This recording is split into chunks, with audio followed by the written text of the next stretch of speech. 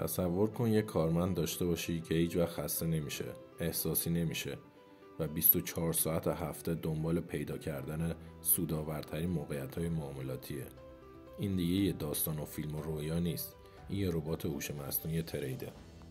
ما انسان‌ها خطا میکنیم، طمع میکنیم، میترسیم و بر اساس احساسات تصمیم میگیریم. اینها بزرگترین دشمنان یک تریدر هستن. اما هوش مصنوعی میتونه داده‌هایی رو در کسر از ثانیه تحلیل کنه که مغز ما در 1 ماه هم نمیتونه. حالا سوال اینه، این ربات چطور کار میکنه؟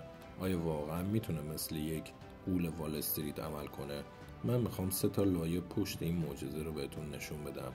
لایه سوم رو که بفهمی متوجه همه چیز میشی و همه چیز برای تو تغییر میکنه. لایه اول، چشم‌ها. ربات با الگوریتماش دنیا رو زیر نظر میگیره. اخبار، شبکه‌های اجتماعی، نمودارها، حجم معاملات، هر تیکه قیمت براش یه داده است.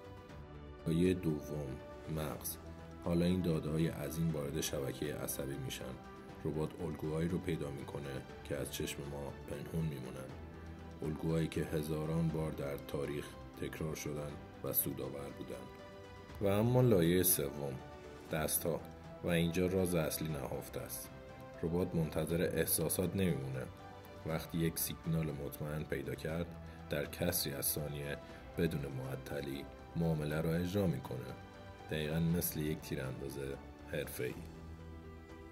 پس دفعه بعدی که فکر کردی میتونی از روی حس شیشم معامله کنی، یاد این ربات بیفت. آینده تریدینگ اینجاست و تو داری این ویدیو رو مشاهده میکنی.